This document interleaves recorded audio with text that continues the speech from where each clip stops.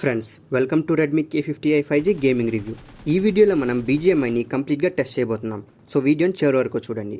Graphics విషయానికి వస్తే ఈ ఫోన్ స్మూత్ ప్లస్ 90 FPSలో హ్యాండిల్ చేయగలదు. బ్యాలెన్స్డ్ HD అండ్ HDR విషయానికి వస్తే అల్ట్రాలో హ్యాండిల్ చేయగలదు. కొత్త ప్రాసెసర్ కాబట్టి ఈ ప్రాసెసర్కి ఇంకా ఆప్టిమైజేషన్ అవసరం ఉంది. సో ఫ్యూచర్లో మనం ఈ ఫోన్ నుండి బెటర్ గ్రాఫిక్స్ సెట్టింగ్స్ని ఎక్స్పెక్ట్ చేయొచ్చు. సో ఫస్ట్ 90 FPS TDM మ్యాచ్తో స్టార్ట్ చేద్దాం. సో ఫ్రేమ్ డ్రాప్ వస్తుందా లేదా అనే విషయాన్ని మీరు గమనించడానికి స్క్రీన్ టాప్లో FPS మీటర్ రన్ అవుతుంది, మీరు చూడొచ్చు.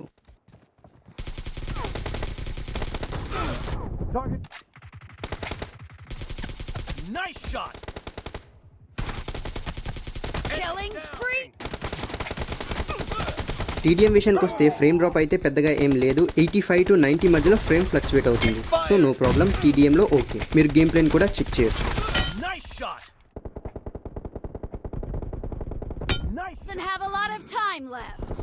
Killing spree for the blue team. Blue team victory.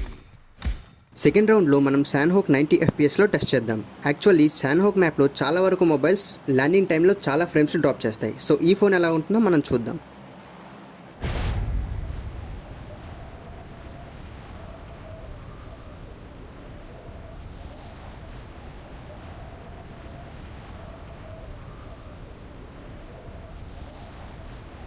Drop టైంలో ఫ్రేమ్స్ 80 వరకు డ్రాప్ అయ్యాయి అండ్ ల్యాండ్ అయ్యే లోపు 60, 54 అండ్ 75 మధ్యలో ఫ్లక్చువేట్ అవుతున్నాయి.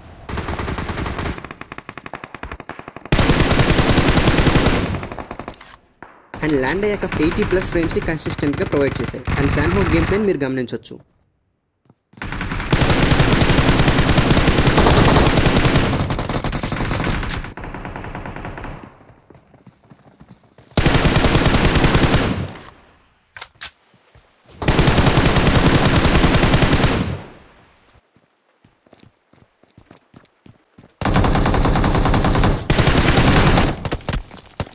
ఎరాంగిల్ విషయానికి వస్తే ఈ ఫోన్ డ్రాప్ టైంలో 70, 75 మధ్యలో ఫ్లక్చువేట్ అయ్యి 85+ ఫ్రేమ్స్ కన్సిస్టెంట్గా ప్రొవైడ్ చేసింది. అన్ని మ్యాప్స్లో ల్యాండింగ్ టైంలో కొంచెం ఫ్రేమ్ డ్రాప్ ఉన్నప్పటికీ ఫైట్ టైంలో అండ్ ల్యాండ్ అయిన తర్వాత ఫ్రేమ్ డ్రాప్స్ అంత భారీగా లేవు. ఎరాంగిల్లో 85+ నేను నోటీస్ చేశాను, కానీ శాన్హోక్లో 80+ to 90 మధ్యలో ఫ్లక్చువేట్ అవుతుంది.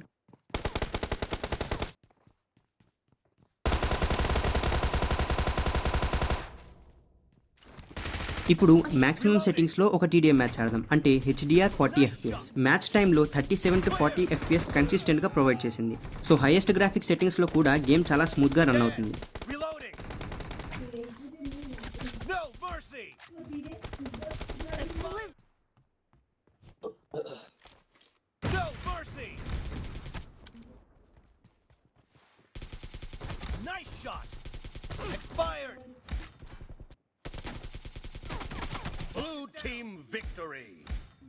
సో ఈ ప్రాసెసర్ పవర్ని ప్రాక్టికల్గా చూడడానికి నేను ఈ ఫోన్ని నా దగ్గర ఉన్న iPad Air 4th జనరేషన్తో కంపేర్ చేశాను.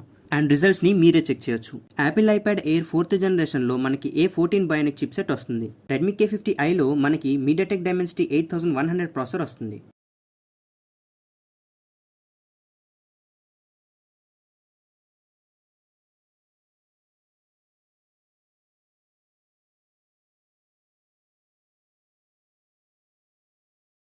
ఐప్యాడ్తో పోలిస్తే ఈ ఫోన్ దాదాపు 2 to 3 సెకండ్స్ డిలే ఉంది. యాపిల్ ప్రాసెసర్ బెటర్ ఆప్టిమైజేషన్ ఉండడం వల్ల ఎంత పవర్ఫుల్ ప్రాసెసర్ అయినా యాపిల్ ప్రాసెసర్స్ ఈజీగా ఓడించగలవు. బట్ ఈ processor almost head to head competition ఇచ్చింది. అండ్ బ్యాటరీ విషయానికి వస్తే నేను ఈ గేమ్ ని దాదాపు 1 hour 30 minutes ఆడాను. ఈ ఫోన్ దాదాపుగా 25% వరకు బ్యాటరీ డౌన్ అయింది. యాక్చువల్లీ నేను ఈ టెస్ట్ అన్నిటిని FPS meter and screen recorder on చేసి చేశాను, కాబట్టి నాకు దాదాపు 25% బ్యాటరీ కన్జ్యూమ్ అయింది. నార్మల్ యూసేజ్ లో నేను అబ్జర్వ్ చేసింది ఏంటంటే 12 to 15% మాత్రమే పర్ అవర్ బ్యాటరీ డిశ్చార్జ్ అవుతుంది. సో గేమింగ్ టైంలో ఈ ఫోన్ బ్యాటరీ మిమ్మల్ని డిసప్పాయింట్ చేయదు. ప్రైజింగ్ విషయానికి వస్తే ఈ phone base variant price 26,000 rupees.